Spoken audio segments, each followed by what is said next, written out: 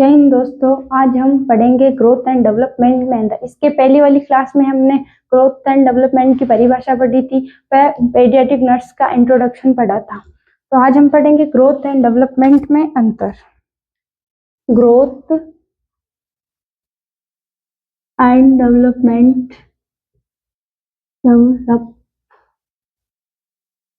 में अंतर। डिफरेंट। वृद्धि विकास में अंतर। ग्रोथ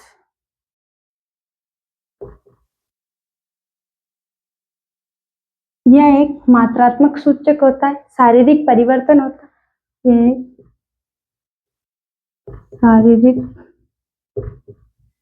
परिवर्तन है। ये मात्रात्मक सूचक है।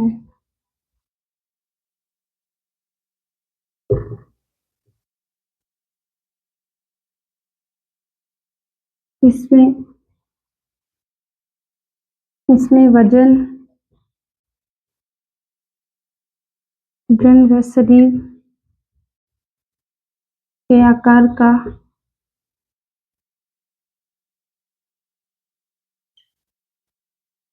बढ़ना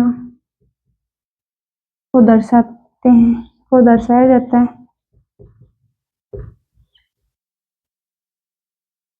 यह किशोरावस्था तक यानी एडोलेसेंट, यह किशोरावस्था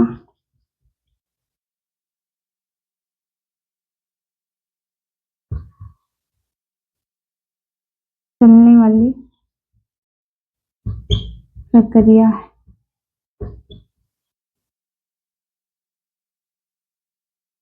ग्रोथ एंड डेवलपमेंट में ग्रोथ यह एक शारीरिक परिवर्तन है। ये मात्रात्मक सूचक है, इसे मापा जा सकता है। इसमें वजन व शरीर का बढ़ना को दर्शाया जाता है। यह किशोरावस्था तक चलने वाली प्रक्रिया है, यानी एडोलेसेंट तक चलने वाली प्रक्रिया है। अब हम पढ़ेंगे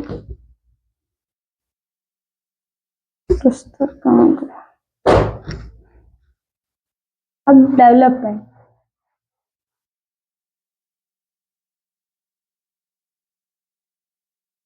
डेवलपमेंट।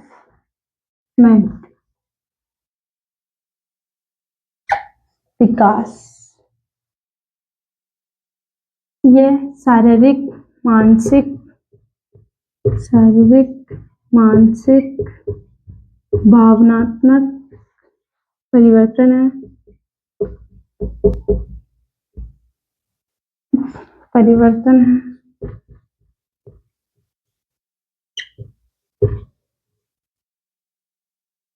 ये गुणात्मक सूचक है।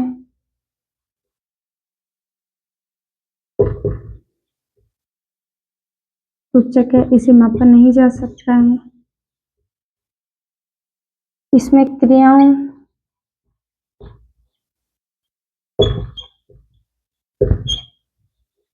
व कार्य क्षमताओं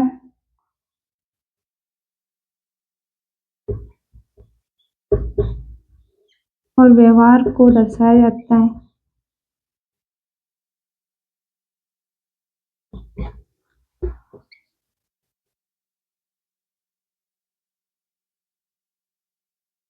ये एडल्ट तक, ये वयस्क तक चलने वाली प्रक्रिया है। यह एडल्ट हिंदी में वयस्क तक चलने वाली प्रक्रिया।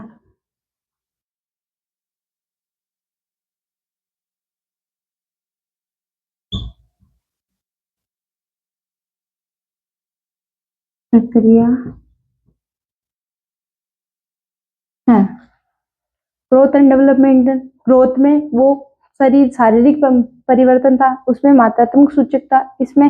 उसमें शरीर के वजन और आकार को बढ़ने को प्रदर्शित किया। इसमें क्रिया, कार्यक्षमताओं को, व्यवहार और कुशलताओं को प्रदर्शित किया है। और उसके अंदर एडोलेसेंट, इसमें एडल्ट। तो ग्रोथ एंड डेवलपमेंट में अंदर समझ में आ गया। अब हम पढ़ेंगे फेज, ग्रोथ एंड डेवलपमेंट की phase.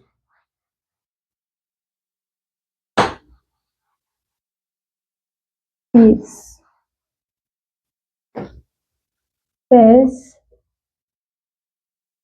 of growth and development.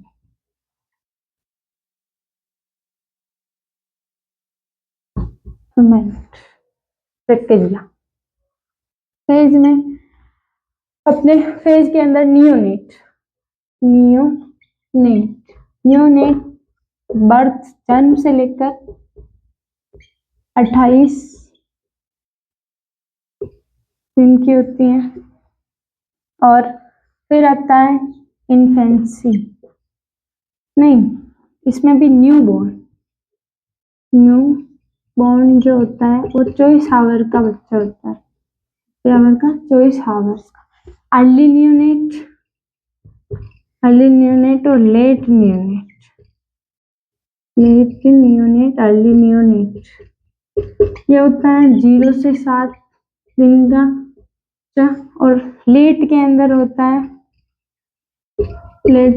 8 से 28 दिन का, 8 से 28 दिन का। फिर आता है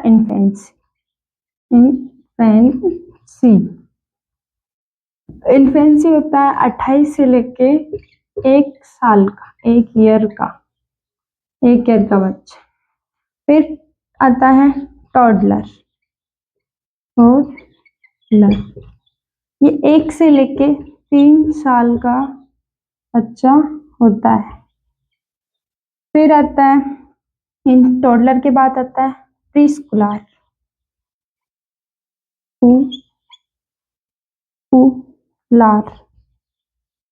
ये होता है 3 से 6 ईयर का बच्चा, 6 ईयर का बच्चा। और फिर स्कूलर ये 6 से 12 ईयर का हो गया। फिर एडोलेसेंट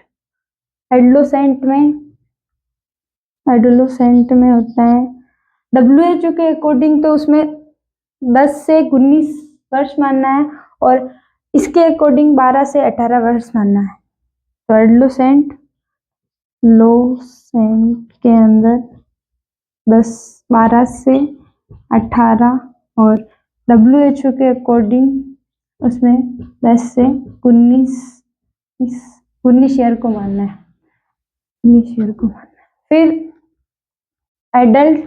एडल्ट और ओल्ड एज, फिर एडल्ट और ओल्ड एज। नियोनेट जिसके अंदर अर्ली नियोनेट और लेट नियोनेट किसे कहते हैं? तो जन्म से लेकर 28 दिन का बच्चा होता है उसे नियोनेट कहते हैं, जिसके अंदर अर्ली नियोनेट लेट नियोनेट आता है। इन्फेंसी के अंदर ये 28 से लेकर 1 साल, इसमें सारी आवश्यकताएं जो होती है बच्चे की वो माँ पूरी करती है, उसे खाना दूध पिलाना सब कुछ उसमें माँ ही पूरा करती है, उसका ध्यान रखना सब कुछ। टोडलर होती है इसके अंदर ये 1 से 3 साल की अवस्था होती है जिसके अंदर बच्चे को टॉयलेट ट्रेनिंग दी जाती है, बच्चा स्वयं खुद के हाथों से खाना खाना सीख जाता है। और प्री स्कूलर के अंदर बच्चे की ये अवस्था 3 से 6 साल की होती है, इसमें बच्चा स्वतंत्र रहना पसंद करता है और बाहर अकेला रहना पसंद करता है, माता पिता से अलग रहना पसंद करता है। प्री स्कूलर के अंदर ये 6 से 12 साल की अवस्था होती है, इसमें बच्चा स्कूल जाता है, दोस्तों के साथ खेलना पसंद करता है, मम्मी पापा की कई बातें बुरी लगती है तो प्री स्कूलर के अंदर ये, और स्कूलर के अंदर ये। फिर एडोलेसेंट जो अपनी यौन अवस्था होती है, प्यूबर्टी होती है, वो शुरू हो जाती, इसमें सेक्स डेवलप हो जाता है। ये 6 WHO के अकॉर्डिंग तो 10 से 19 साल की अवस्था मानी जाती है और 12 से 18 इसमें अब इसके हिसाब से मानी जाती है, फेज के हिसाब से। 10 से 19 WHO ने इसलिए मानी गई है क्योंकि इस टाइम में जो खाने पीने की जो है वो, जब भी लड़कियों के पीरियड्स जो आते हैं वो जल्दी स्टार्ट हो जाते हैं, अभी 10 ही एज में ही उनका सेक्स डेवलप हो जाता, इसलिए WHO ने 10 से 19 मानी। और खान पीन चेंजेस होने लग गए तो वो 10 से 19 साल माना। तो फेज समझ में आ गई? पूरे कुछ चाहिए आपको तो मेरे मैसेज कर देना, तो मैं आपको पूरे इसके अंदर वैसे मैंने बोला वो सेम ही है। फिर अपन पढ़ेंगे इसके अंदर विनिंग किसे कहते हैं, एक्सक्लूसिव ब्रेस्ट फीडिंग किसे कहते हैं। विनिंग तो वो होता है जो माँ के दूध के अलावा जो अतिरिक्त आहार दिया जाता है, जैसे उबला हुआ पानी, आलू, केले का मसला हुआ पानी, वो दिया जाता है, उससे वीनिंग कहते हैं। एक्सक्लूसिव ब्रेस्ट फीडिंग, जो 6 माह तक केवल और केवल माँ का दूध पिलाया जाता है बच्चों। एक्सक्लूसिव ब्रेस्ट फीडिंग,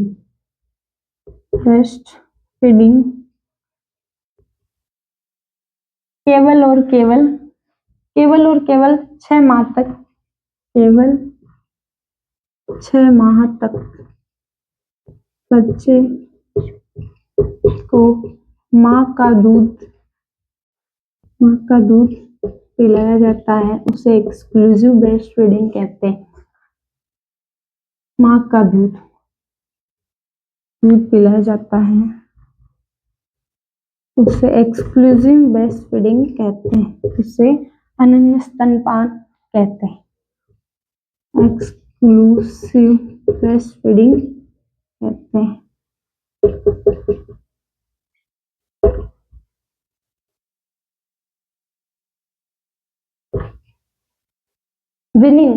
विनिंग जो ऊपर से जो आहार दिया जाता है, ऊपर से जो दूध के अलावा जो ऊपर से आहार दिया जाता है बच्चे को, जैसे कि केले, आलू का पानी, आलू, उबला हुआ आलू, जो ये दिया जाता है ना, उसे विनिंग कहते हैं। तो विनिंग कॉम्प्लीमेंट्री इसे कहा जाता है। विनिंग माँ के दूध के अतिरिक्त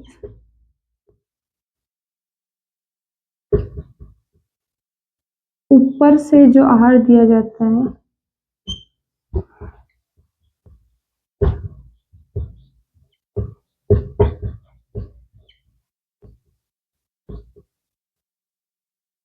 उसे विनिंग कहते हैं। उसे क्या कहते हैं? विनिंग कहते हैं। समझ में आया होगा? एक्सक्लूसिव ब्रेस्ट फीडिंग केवल 6 माह तक बच्चे को माँ का दूध पिलाया जाता है, उसे एक्सक्लूसिव ब्रेस्ट फीडिंग कहते हैं। विनिंग माँ के दूध के अतिरिक्त जो ऊपर से आहार दिया जाता है, उबला हुआ पानी, केले, मसला हुआ केले का पानी, दाल का पानी, चावल का पानी, ये दिया जाता है, उसे विनिंग कहते हैं।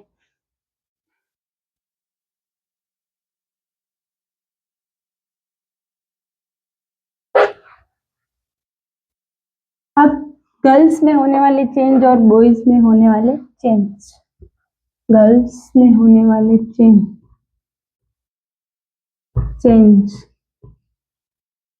क्या क्या चेंज होते हैं? तो इससे अपन याद रख सकते हैं TEAP से याद रख सकते हैं। TAP एलार्की, एडनार्की और प्यूबार्की और मेंस्ट्रुअल साइकिल। फर्स्ट साइन तो ये होता है गर्ल्स में, फर्स्ट साइन जो होता है दिखाई देता है वो थैलार्की होता है, और लास्ट साइन जो आता है, लास्ट साइन जो होता है वो मेंस्ट्रुअल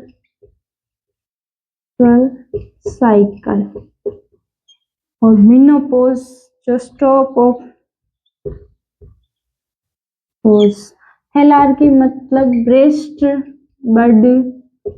बर्ड का विकास, ब्रेस्ट बर्ड का विकास। एडनार्की मतलब एक्जिला में हेयर आना, एक्जिला में हेयर आना। और प्यूबार्की मतलब पब्लिक एरिया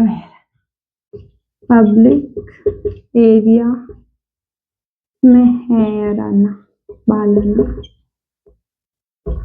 हेयर आना। मेंस्ट्रुअल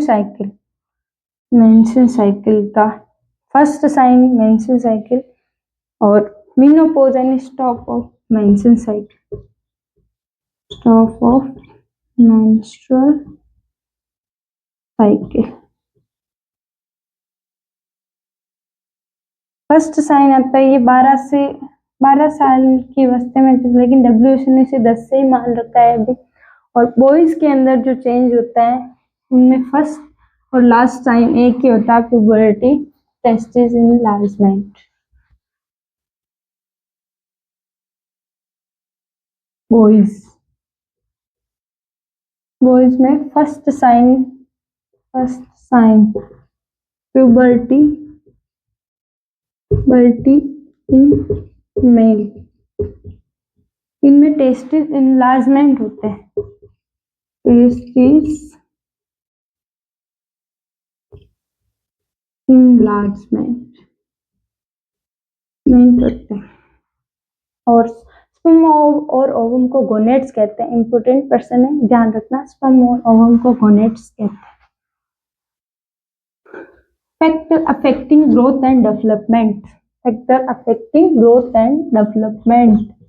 सेकंड, प्रभावित करने वाले कारक, ग्रोथ एंड डेवलपमेंट को प्रभावित करने वाले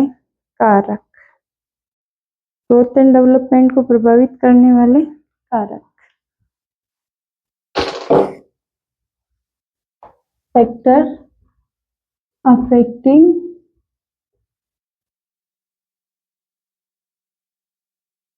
ग्रोथ एंड डेवलपमेंट,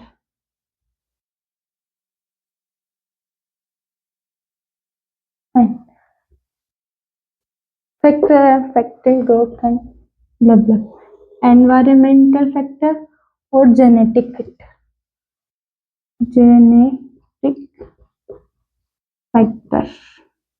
और एनवायरमेंटल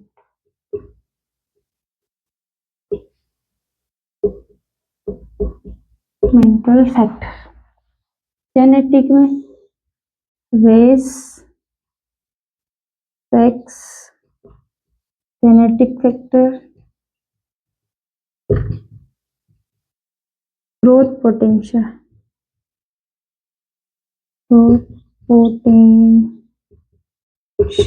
वृद्धि सामर्थ्य। एनवायरमेंटल में maternal factor, child factor, other factor. इसमें आता है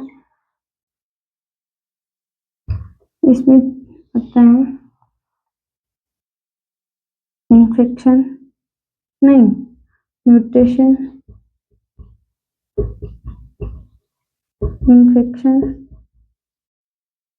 ड्रग डिपेंडेंसी, मैटरनल डिजीज,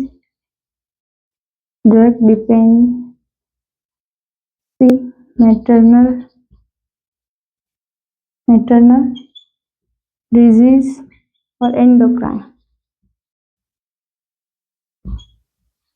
और चाइल्ड के अंदर आता है न्यूट्रिशन इन्फेक्शन, तो ये हार्मोन एज और सेक्स, ये इसमें आते हैं। और अदर के अंदर आता है एनवायरमेंटल, इमोशनल और सोशल, कल्चरल। 5 इसमें आते, 5 इसमें आते, 5 इसमें आते। जगह नहीं मेरे, इसलिए मैं बोल रही हूँ। चाइल्ड के अंदर न्यूट्रिशन, इन्फेक्शन, एज, हार्मोन, ये चाइल्ड के अंदर आते हैं। अदर में सोशल, कल्चरल, इमोशनल, एनवायरमेंटल, ये सभी इसमें आते हैं। तो और इसके अंदर अब रेस, सेक्स, जेनेटिक फैक्टर क्या होता है, एनवायरमेंटल फैक्टर, इनमें एक एक करके सभी पॉइंट है, जिसमें रेस यानी सभी अमेरिकन, अफ्रीकन प्रजाति होती, उनसे भी बच्चे पे प्रभाव पड़ता है। सेक्स के अंदर ओवम, जाइगोट, जो ओवम और स्पर्म जो जाइगोट बताता है, उसमें लड़कियां लड़कों से जल्दी परिपक्व हो जाती है। उसमें सेक्स जैसे जेनेटिक फैक्टर, जेनेटिक जो आनुवंशिक कारक होते हैं जन्म से, ग्रोथ पोटेंशियल, न्यूट्रिशन, इन्फेक्शन, ये सभी आपको सभी के बारे में मैं यहाँ बता तो नहीं सकती हूँ, लेकिन हाँ बोल सकती हूँ। मैंने बोला, तो आपको चाहिए तो मेरे मैसेज कर दे, मैं आपको PDF सेंड कर दूंगी। धन्यवाद दोस्तों।